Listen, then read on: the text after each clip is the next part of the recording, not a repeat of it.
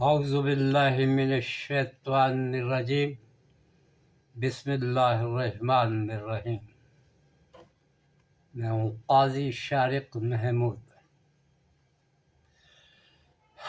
میں سمجھتا ہوں کہ آج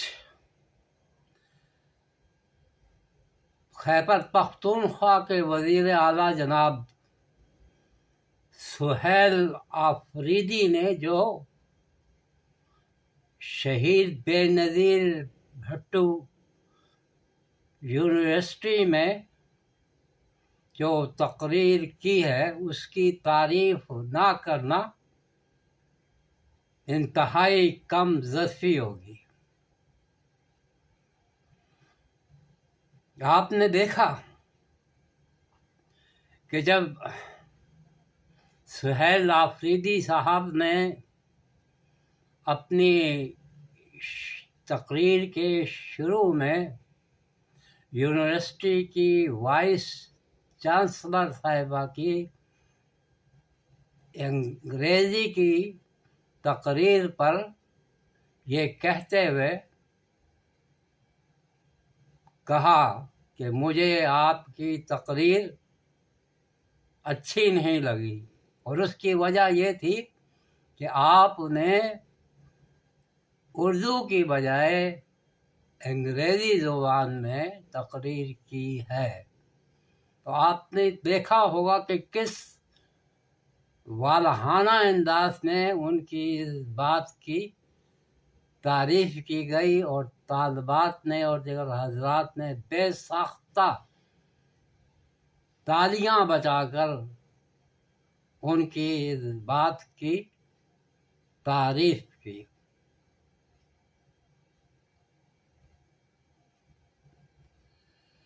اردو زبان سے، جو کہ ہماری قومی زبان ہے، ہم شروع ہی سے اس کے ساتھ سراسر ناانصافی کرتے چلے آ رہے ہیں۔ میں سمجھتا ہوں کہ اسی ناانصافی نے ہمیں آج اس حال تک پہنچایا ہے۔ ہمارا وطن جو آج دوسرے ممالک سے پیچھے ہے، اس کی وجہ ہی یہ ہے کہ ہم نے اپنی قومی زبان کی وہ عزت نہیں کی جو کہ اس کا حق تھا۔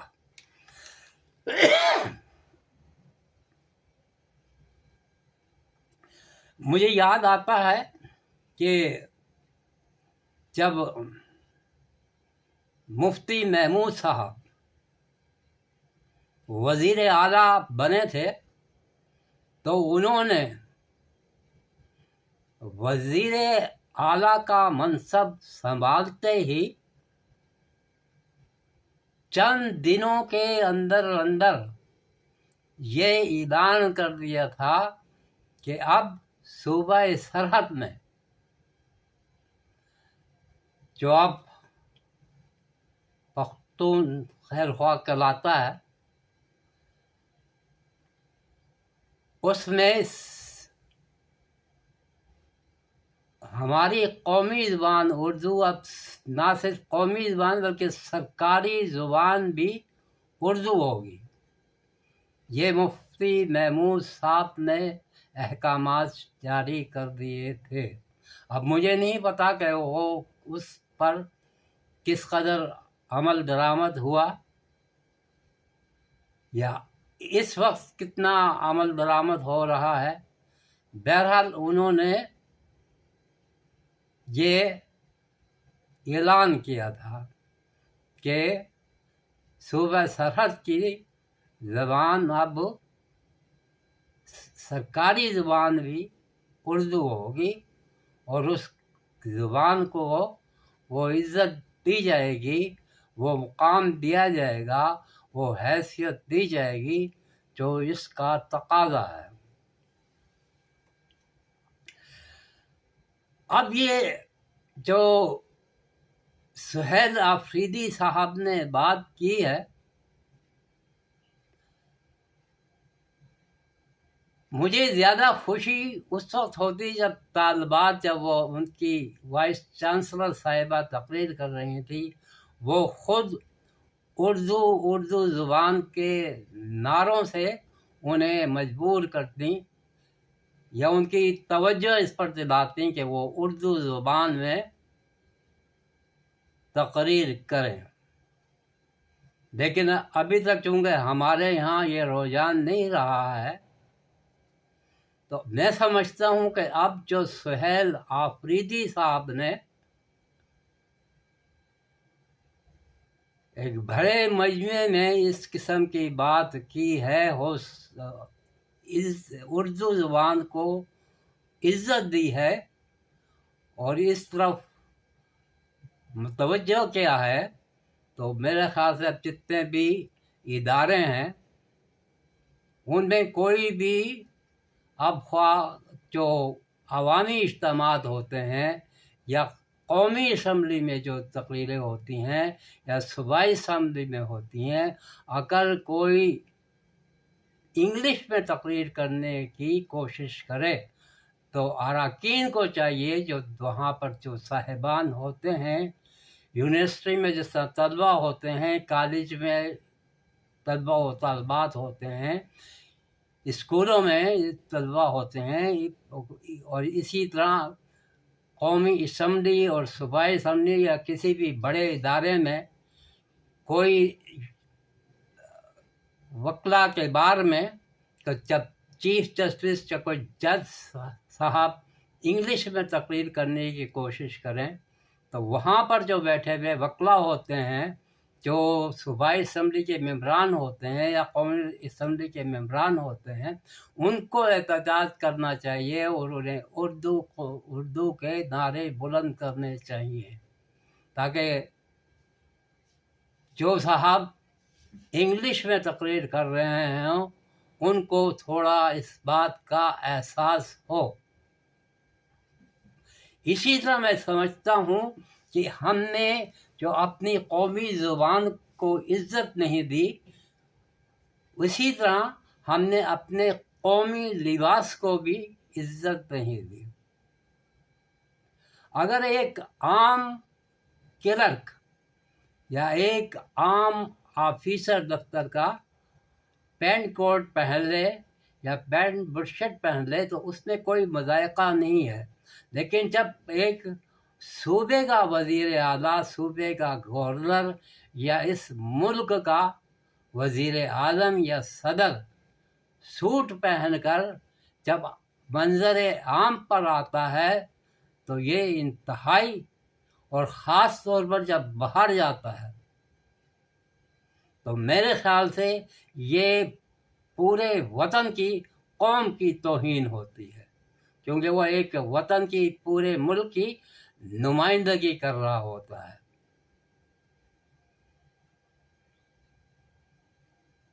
میرے خیال کے مطابق جب وزیر اعظم صاحب اس قسم کا سوٹ پہن کر، ٹائی لگا کر جب آئیں، یا گورنر صاحب یا صدر صاحب، تو میرے خیال سے اس وقت بھی اگر کچھ نہیں تو انتہائی تمیز اور تہذیب کے ساتھ قومی لباس کے نعرے بلند ہونے چاہیے. تقریر کے دوران میں نہیں یہ کہہ رہا کہ آپ کسی کو انتہائی بدتمیزی اور بدتہذیبی سے مخاطب کریں. صرف اتنا ہونا چاہیے کہ آپ کوئی انگلش میں تقریر کر رہا ہو تو اردو کے نعرے بلند کریں، اور جب کوئی وزیر اعظم، گورنر یا اس کا کوئی بھی وزیر جب اس منظر عام پر اپنے قومی لباس کی بجائے آپ دوسرے کسی لباس میں آ رہا ہو تو وہاں قومی لباس کے نعرے بلند کیے جائیں. اردو زبان، کاش کہ اردو زبان کو وہ حیثیت دی جاتی جو اس کو دینی چاہیے، تو آج ہماری قوم اتنا پیچھے، دوسرے ملکوں سے اتنا پیچھے نہ ہوتی ہے. خود انگریزی زبان کے ماہر تعلیم اس بات کی طرف ہماری کئی بار توجہ مبذول کرا چکے ہیں کہ ہمیں اپنی قومی زبان میں تعلیم دینی چاہیے۔ وہ بڑی حیرت کا اظہار کرتے رہے ہیں کہ آخر یہاں پر اردو زبان کو کیوں نافذ نہیں کیا جاتا۔ کاش کہ ہم اب تک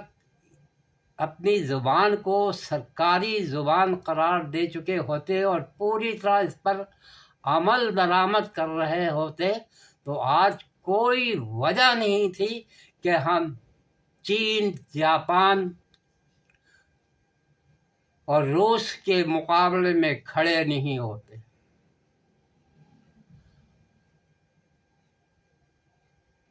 روس، جاپان، چین نے کس قدر ترقی کی ان ممالک نے، اس کی وجہ کیا ہے؟ اس کی وجہ یہی ہے کہ وہ اپنی زبان میں تعلیم دیتے ہیں، وہ انگریزی زبان پر انحصار نہیں کرتے۔ ان کے ملک پر جب آپ تعلیم حاصل کرنے جاتے ہیں ایسے ممالک میں تو وہ پہلے اپنی زبان پڑھاتے ہیں، اس کے بعد تعلیم دیتے ہیں۔ وہاں پر اس قسم کا سرکاری زبان کا،